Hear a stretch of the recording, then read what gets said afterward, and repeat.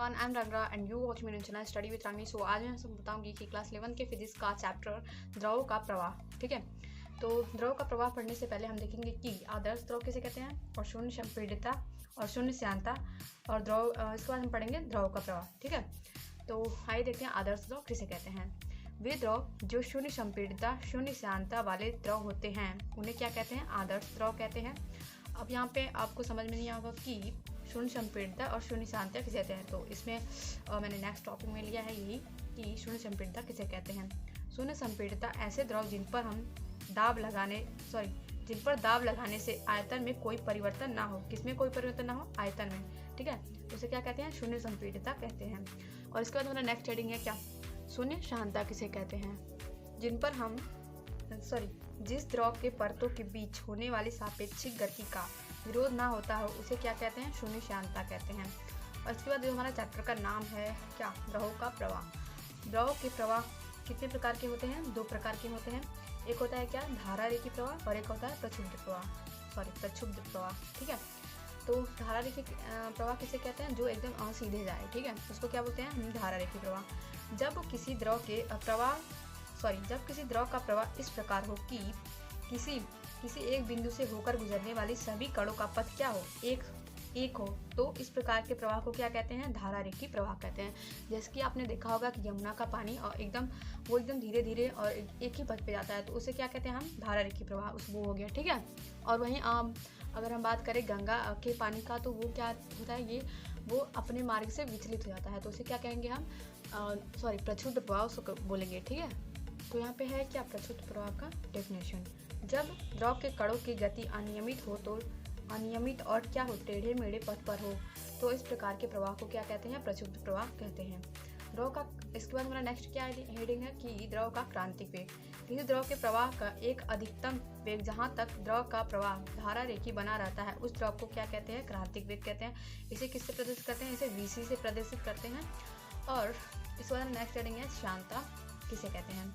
किसी द्रव का वह गुण जो द्रव के विभिन्न परतों के बीच होने वाली सापेक्षिक गति का विरोध करता है उस गुण को क्या कहते हैं, द्रव का श्यानता कहते हैं। ठीक है, अब यहाँ पे है श्यानता कैसे काम करता है, तो ये मैंने आपको समझाने के लिए लिया है, कि कहीं पूछता नहीं है एग्जाम में। ठीक है, द्रव में प्रत्येक निचली परत अपनी ऊपरी परत को पीछे की ओर ढकेलती है और प्रत्येक ऊपरी परत निचली परत को क्या कहती है, आगे की ओर ढकेलती है। द्रव के अंदर इस गुण को, ये जो गुण पाया जाता है, इसे क्या कहते हैं, श्यानता कहते हैं। ठीक है, द्रव अपने प्रत्येक क्या निचली परत को कहाँ पे ढकेलती है, ऊपर की तरफ ढकेलती है, और जो पीछे की ऊपरी परत कहाँ, पीछे की ओर ढकेलती है, और प्रत्येक ऊपरी परत निचली परत को कहाँ ढकेलती है, आगे की ओर ढकेलती है। ऐसे काम करता है क्या, श्यानता। ठीक है, और उसके बाद हमारा नेक्स्ट हेडिंग है कि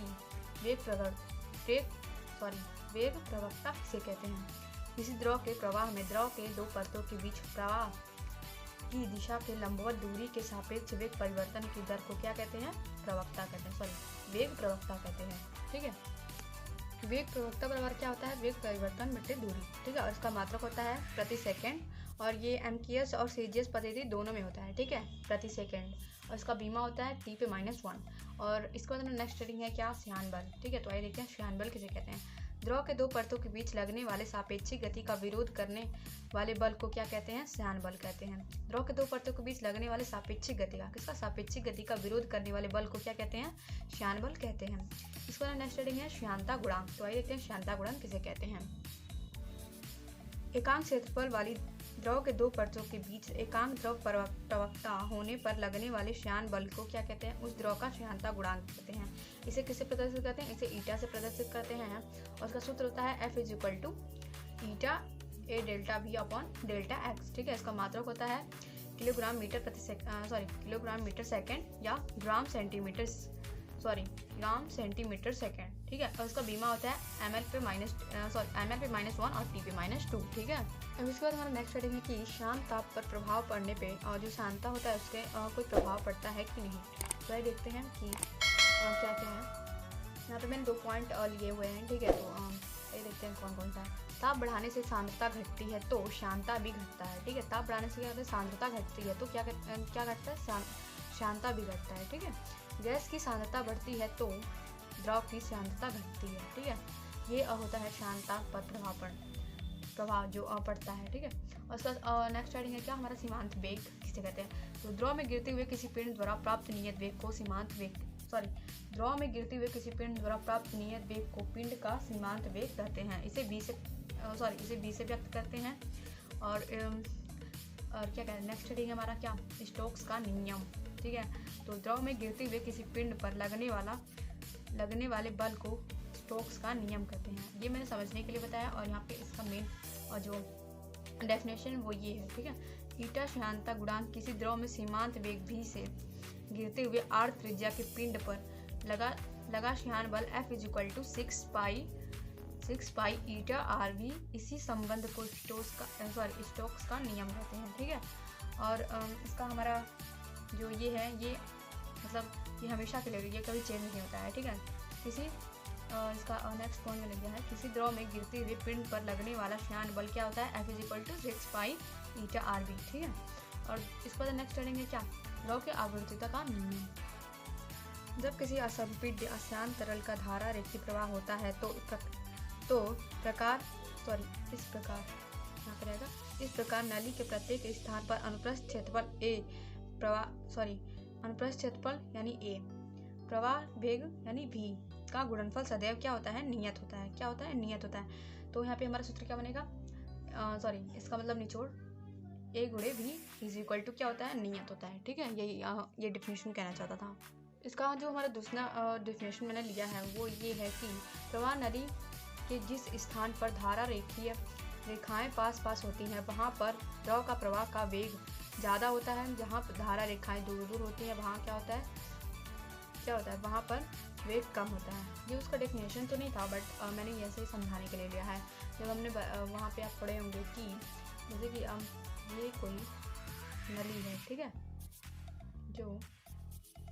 तो यहाँ से अब अगर आप द्रव का अगर प्रवाह होगा तो फिर यहाँ से थोड़ा आप देखेंगे यहाँ पे पास हो जाएगा और यहाँ पे क्या होगा, दूर होगा। ये डिफिनेशन कहना चाहता था, ठीक है।